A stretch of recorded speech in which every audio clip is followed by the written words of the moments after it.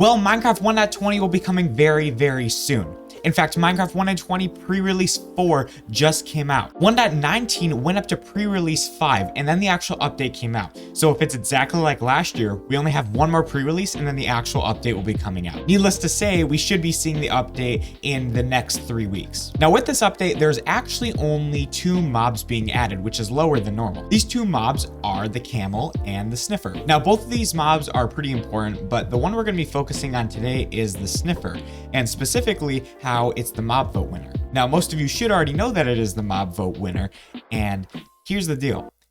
The mob vote has a problem. See, if you look at all 4 of the mob votes held so far, there's been the Phantom, the Glow Squid, the Alley, and now the Sniffer. The first mob vote was held in 2017, and there were actually 4 mobs to vote from. Mob B, which ended up being the Phantom, was actually the winner of the 2017 mob vote, or the first ever winner. At the time, it was known as the Monster of the Night Skies, and actually all 4 mobs, including the Phantom, had really cool concept art. Not only that, but they had really good ideas behind them. However, when it came to the actual mob coming out itself, it didn't really meet its expectations. Right now, all the Phantom does is it practically acts as an alarm clock telling you haven't slept in 3 days. The next winner was the Glow Squid, which, let's just be honest, wasn't really that great of an addition. Nobody really needed that. And last year's winner, the Alley, really doesn't add too much to the game. I mean, everyone talked about it at the time, but now that it's actually out, nobody cares. And now this year, the Sniffer. Now here's what I think about the Sniffer.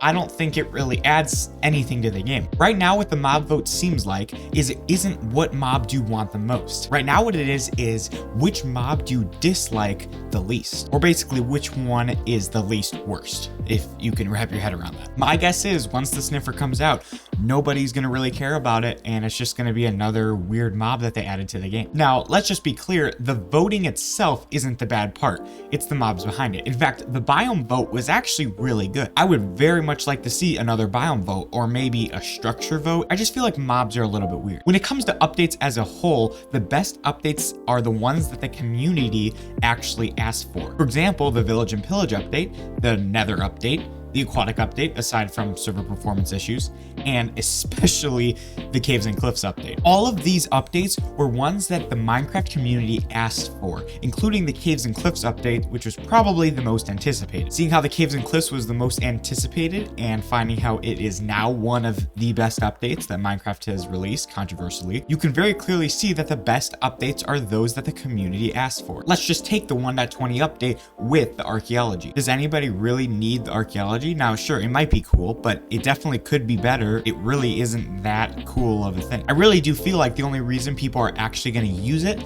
is to get the relic disc. With that said, here are a few updates that I personally would like to see. Let me know if you agree. The ambience update, which would just be great to add sounds just all around you. Actually, a mod does this, and I add it in almost every single mod pack because it just makes the game so much more alive. This is such a simple update as it only adds sound. Next up is the end update. We updated the Nether, so the end is kind of the same deal. It's bland, just like the Nether was, and it can definitely do with a revamp. There are mods that change the end, and I will actually link them in the description, but they do go a little bit extreme, so I don't think it should be this extreme, but I do think that Mojang could definitely use the end for more than they are right now. I also think a structures update would be good, as right now our ocean monuments, our desert temples, our jungle temples, they are very great right now. It would also be amazing to see strongholds and nether fortresses change. There are again mods that do this. I would just love to see a revamp so people actually have a reason to explore these. Finally on my list, I have the exploration update, which some people claim that 1.20 is the exploration update,